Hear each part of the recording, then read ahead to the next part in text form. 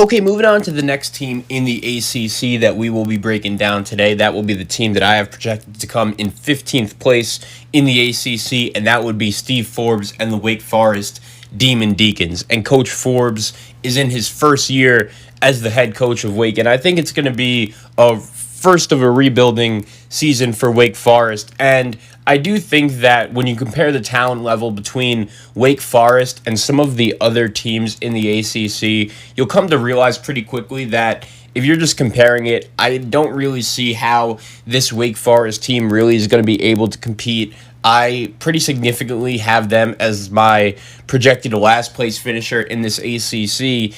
And I feel like Steve Forbes, he does have this program going in the right direction. He already has started recruiting pretty well in future classes. And the problem is, though, when you look at this Wake Forest team, they bring back Jacoby Neath, 6'3" sophomore. He's probably going to be the starting point guard, averaged 5.3 points per game last year. They bring back Ishmael Masaoud, 6'8" sophomore, 4.8 points per game last year. Isaiah Musius, this kid's probably going to be their best player. He is a 6'8" junior, averaged 7.3 points per game, 4.7 rebounds per game last year. And then also Odi Oguama, the 6'9" sophomore. He played significant minutes last year as well. And then they also bring in a lot of transfers, including Davian Williamson, Jalen Johnson, Isaiah Wilkins, Ian DeBose, and Jonah Antonio. And it's funny because even though a couple college basketball fans will look at those guys and say, okay, you bring in those grad transfers, each of them does something well. Jonah Antonio is a pretty good shooter. Jalen Johnson could kind of be that stretch four for you guys if you play him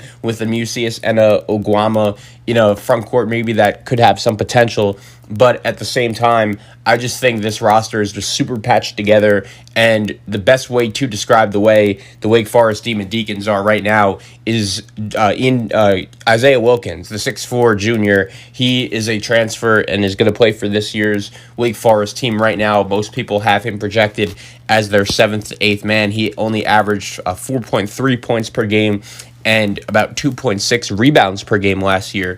Most people do have him as Wake Forest's top shooter and a guy that could really contribute for their team. And it's crazy because that was the same guy that got ran off the same Virginia Tech team in that same conference in the ACC. So when I look at the Demond Deacons, I'm not exactly sure what to expect from them this upcoming season, but if I was a Wake Forest fan, obviously the one thing I want to see is some improvement and some positive outlook. I think to get it out of the way, it's probably going to be a rough year in Winston-Salem. And Steve Forbes, this roster is probably a roster that, when you look at it, it's just super patched together, and it's missing a lot of guys from last year's squad. And keep in mind, this was a squad last year that, to be honest, was not that very good, even though they had some talent in Sean D. Brown. He transfers to Michigan. I actually think he's going to be a nice big-time contributor there.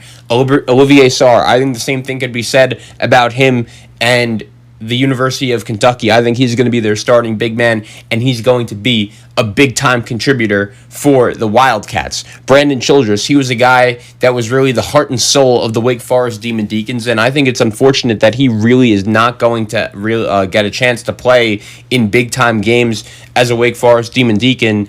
And even Adrian White and Torrey Johnson, those were guys that contributed as well. So both of those guys are no longer going to be a part of the Wake Forest Demond Deacon squad. And I feel like this year they're really going to have to rely on other guys to replace their scoring outlooks. And I'm just not sure if, when you look at this Wake Forest team, they're going to be able to do that. So the one thing I will say about Steve Forbes is at least he did get some guys to stay that were already in the program, like re-recruiting Ishmael Masaoud and Jacoby Neath after both had entered the transfer portal. He also brought in Jalen Johnson, Davian Williamson with him from ETSU. So that's 4 crucial pieces. So at least Steve Forbes has done an okay job bringing in talent and keeping it in-house. And then they also bring in some other veterans like Isaiah Wilkins from Virginia Tech and Ian DeBose. I like him from Houston Baptist.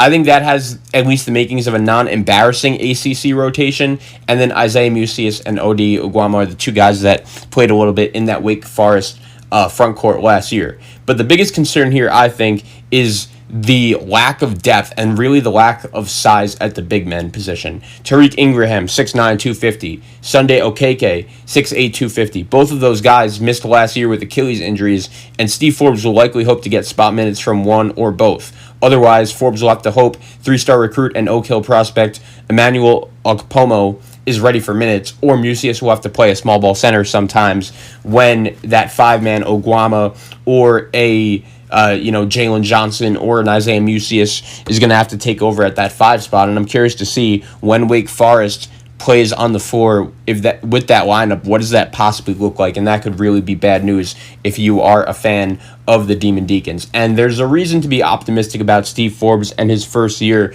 in Winston-Salem for sure. I really think he deserved this head coaching job. I feel like Steve Forbes was a guy that over the last couple of years when jobs have opened in the SEC in particular, I think he could have definitely been a guy that could have been hired and would have been considered a really good hire at a place like Arkansas or at a place like Alabama. Obviously, both of those schools, I think, hit home runs with their coaching hire as well. But at the same time, I do think that when you look at the Wake Forest Demon Deacons, they will eventually find themselves going in the right direction. And I think my goal for this year would just be to improve, to get better.